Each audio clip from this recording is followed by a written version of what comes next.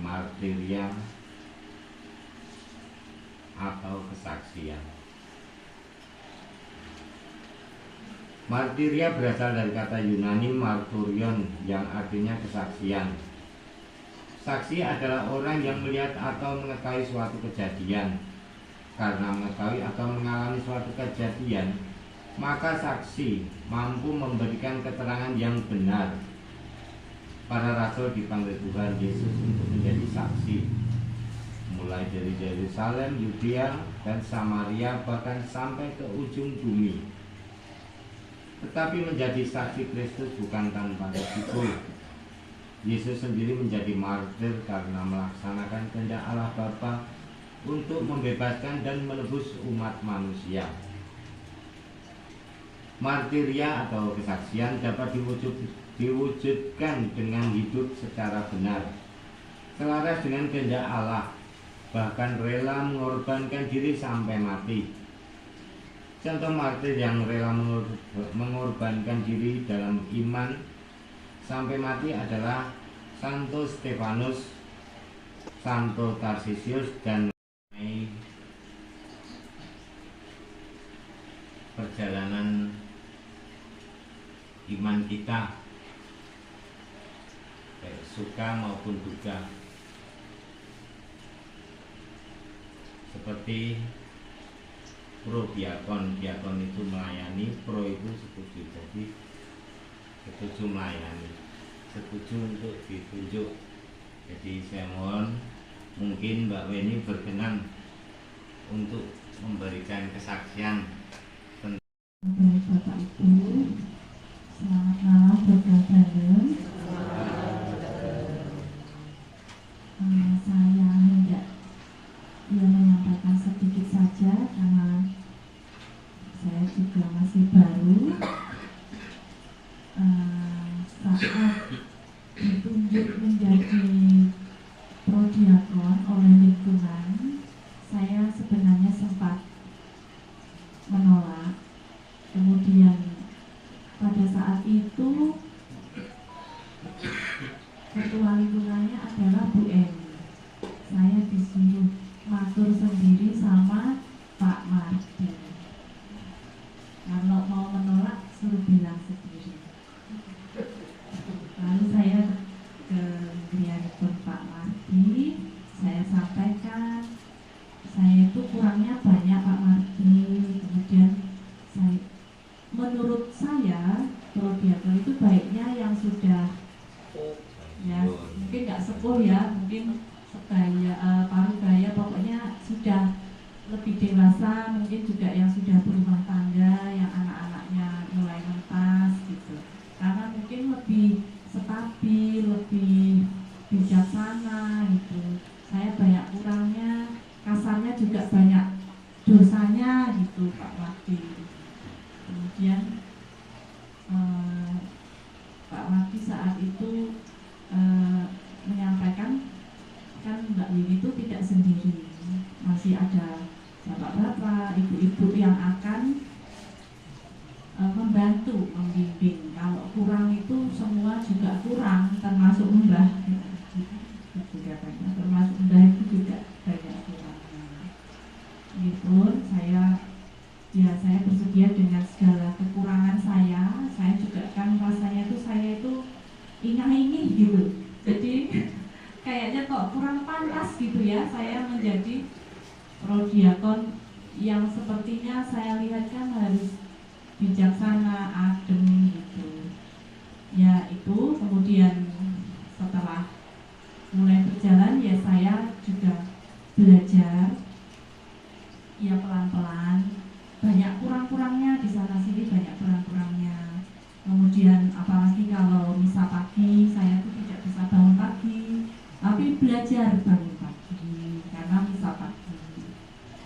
Selain itu juga saya kan selain membawa nama saya sendiri, saya juga membawa nama lingkungan. Jadi saya berusaha untuk yang baik. Kemudian semakin lama saya memahami kalau saya itu semakin lama butuh untuk memantaskan diri, bukan untuk di depan Bapak Ibu, tapi lebih ke memantaskan diri di hadapan Tuhan. Maksudnya karena saya kan memegang sakramen Maha Kudus, jadi saya tuh merasa harus lebih baik. Bagaimana ya caranya? Misalnya saya kurang tahu sih baiknya tuh bagaimana. Pokoknya saya lebih baik. Misalnya saya lebih agak berdoa, yang biasanya mungkin malas berdoa, jadi lebih sedikit-sedikit berdoa. Bukan sedikit berdoa. Jadi kadang-kadang ya berdoa. Kemudian sesuai arahan Mbah Mati sering membaca kitab suci gitu. Tapi hanya sesekali saja. Kalau menurut saya perubahan yang nyata itu saya mempunyai perasaan bahwa saya harus lebih memantaskan diri di hadapan Tuhan. Jadi misalnya saya mau memulai gitu ya, dalam sehari itu saya berusaha berusaha misalnya ada sesuatu tidak marah, atau intinya mengurangi kekurangan saya. Walaupun dia sering gagal, tapi saya berusaha mengurangi kekurangan saya di hadapan Tuhan. Karena yaitu kadang saya pikir saya itu memimpin, mendoakan orang yang meninggal. Maksudnya itu sesuatu yang sangat, bagi saya itu sesuatu yang sangat penting gitu. Jadi saya berusaha untuk itu. Kemudian mungkin perubahannya itu lebih ke nerimo. Jadi misalnya tidak banyak berpikir gitu. Misalnya ada tugas apa, ya sudah dikerjakan saja, tidak perlu berpikir, sudah tidak mikir gitu. Kalau dulu itu agak sering males-malesan karena memang anaknya malesan ya saya gitu. Jadi kalau sekarang itu agak lebih santai gitu loh. Jadi melakukannya itu ya ada misalnya ada mengulik, itu tinggal berangkat saja kan, tidak usah ngedumel juga bisa. Intinya lebih terima, kemudian lebih baik saja sih. Kemudian ketemu Bapak Ibu Prodiakon kan juga banyak yang sepuh, banyak yang menurut saya lebih bijaksana, lebih adem mungkin daripada saya. Saya juga banyak belajar dari mereka. Saya menjadi prodiakon itu sungguh suatu keberuntungan, karena saya bisa melayani dengan cara lain gitu ya, dengan cara lain. Saya banyak kurangnya, tapi saya diberi kesempatan untuk melayani lebih baik. Kemudian kalau saya melihat Bapak Ibu prodiakon yang lain, misal mereka bercerita, memang berarti prodiakon ini dari jujugan, doa makan prodiakon, doa apa prodiakon.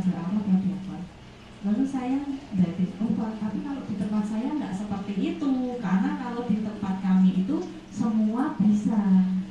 Misalnya akan ibadat lingkungan tidak harus prodiakon karena kami bergilir.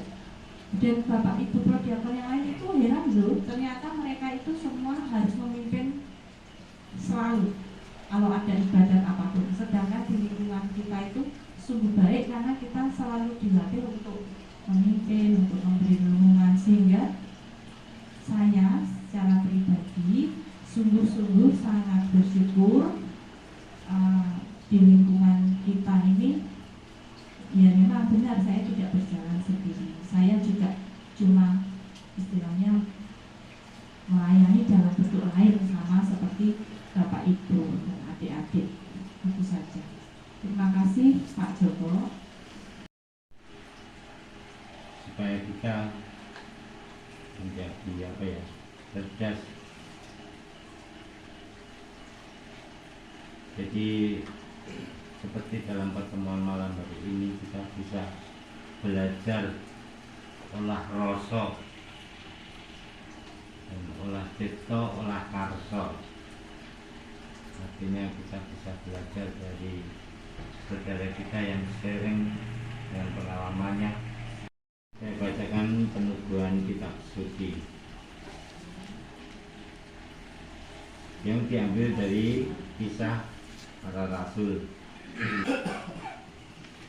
Apakah Bapak Ibu menikah mencermati atau neliti nyanyian ini? Ini isinya adalah 5 pilar. Terus dengan bau nyanyi mars apal, ini orang ngerti tegasnya ya maaf, nggak ada artinya. Ini isinya 5 pilar. Jangan terlalu jauh Bapak memikir ditekan keuskupan ini, skupnya hanya skup gereja Babadan. Mila menikah wonten Mars, Santo Petrus dan Paulus. Ini sebagai inspirasi dari rekoleksi ini. Intinya apa? Masalah iman saja, titik. Hanya itu aja. Rasa mikir itu abduh banget. Marahin umat. Gereja itu mengajak kita sebagai umat di lingkungan untuk membangun iman yang hidup. Kalau iman kita itu hidup, menjadi kokoh, menjadi segar, ini di dalam membangun gereja, ini otomatis juga akan terbangun sebagai gereja yang hidup. Hanya itu intinya. Jadi ini isinya, kembali saya katakan, Santo Petrus kokoh imanmu, karena Santo Petrus menjadi pelindung gereja kita.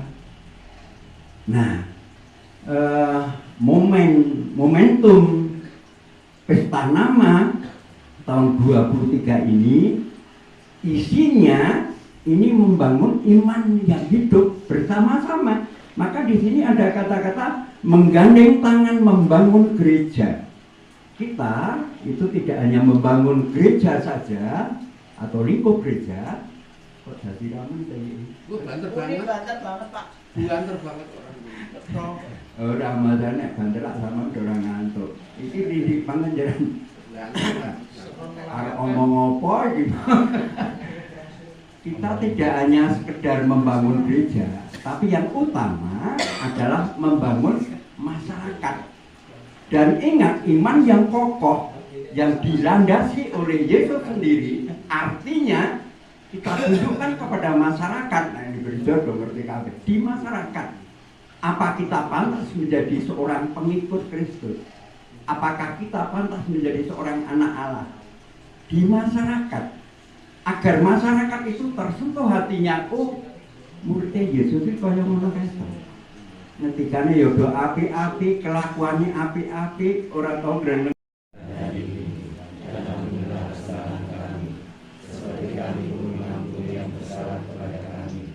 Tuhan beserta kita.